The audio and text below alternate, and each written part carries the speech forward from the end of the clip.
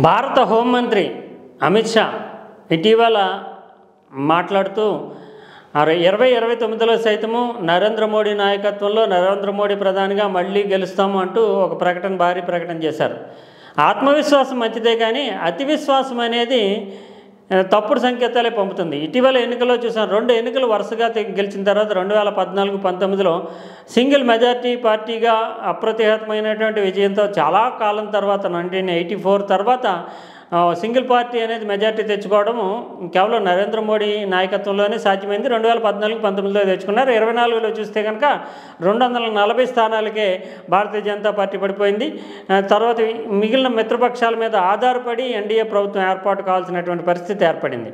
కానీ భారతీయ జనతా పార్టీలో ఆ విచక్షణ కావచ్చు, లేదంటే ఆత్మజ్ఞానం కావచ్చు, ఆత్మావలోకనం కావచ్చు, అది లోపిస్తున్నటువంటి ధోరణి కనిపించడం అనేది ఒక విచిత్రకరమైన పరిణామం. ఎందుకంటే ఇది ఎన్నికలకు ముందు అబ్కీ బార్ 400 పార్ అంటూ 400 పైచిలకు సీట్లు తెచ్చుకుంటామంటూ అతి విశ్వాసంతో భారతీయ జనతా పార్టీ ఎన్నికల రణరంగంలోకి దూరింది.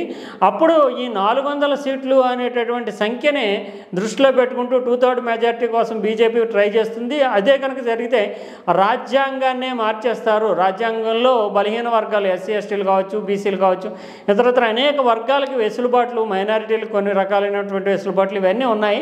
అందువల్ల కొంత సంక్షేమానికి అవకాశం ఉంది. ఉద్యోగాల్లోనూ ఉపాధి కల్పనలోనూ చాలా ప్రయోజనాలు పొందుతున్నారు. ఇప్పుడు భారతీయ జనతా పార్టీకి 400 సీట్లు అనేటటువంటి నినాదాన్ని ఎత్తుకోవడం వెనక ఉద్దేశమే రాజ్యాంగాన్ని మార్చడం. అందువల్ల రిజర్వేషన్లను రద్దు చేస్తారు అంటూ విపక్షాలు పెద్ద ఎత్తున దానిని ఎన్నికల ప్రచారాస్త్రంగా మార్చుకుని ఉత్తరప్రదేశ్ వంటి చోట్ల ఆ పార్టీ దెబ్బతినడానికి ఇది కూడా ఒక ప్రధానమైనటువంటి కారణంగా నిలిచింది. అందువల్ల చాలా ఆచితూచి రాజకీయంగా వ్యవహరించాల్సినటువంటి పరిస్థితుల్లో, ఇప్పుడు దెబ్బతిన్నటువంటి పరిస్థితుల్లో తిరిగి పుంజుకోవడానికి ఏం చేయాలి అనేటటువంటి ఆలోచన వదిలేసి ఉత్తరప్రదేశ్లో సైతం ఉప ఎన్నికలు జరగాల్సింది.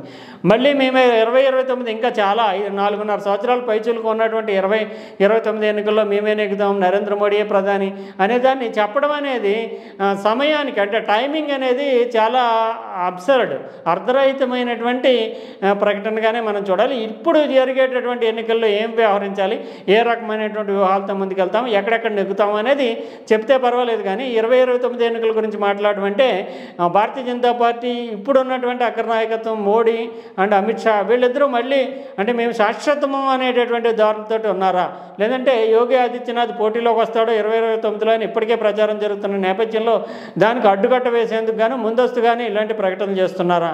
ఏదేమైనప్పటికీ 2029 నాటికి 80 ఏళ్ల వయసులో ఉండేటటువంటి ప్రధానమంత్రి మళ్ళీ నరేంద్ర మోడీయే మా ట్రంప్ కార్డు, ఆయనే ముందుకు తీసుకెళ్తాడు దేశాన్ని అని చెప్పడం అనేది భారతీయ జనతా పార్టీ ఎప్పటికప్పుడు నాయకత్వాన్ని పటిష్టం చేసుకుంటూ వారసులను తీసుకున్న, వారసులు అంటే వారసత్వం లేకుండానే కొత్త నాయకత్వాన్ని తీసుకొస్తూ చాలా మోడర్న్ ట్రెండ్ని ప్రదర్శిస్తున్నటువంటి పార్టీగానే చెప్పాలి. కాంగ్రెస్ లాగా ఆనువంశికమైనటువంటి వారసత్వ పరంపర అనేది లేదు ఆ పార్టీకి. అటువంటి స్థితిలో 15 ఏళ్ళు ప్రధానమంత్రిగా చేయడమే చాలా ఎక్కువ కాలం.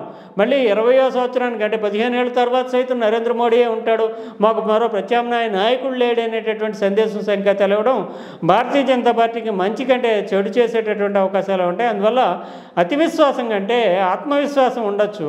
అతి విశ్వాసం ప్రదర్శించడం అనేది మొదటికే మోసం తెచ్చేటటువంటి అవకాశం ఉంటుంది.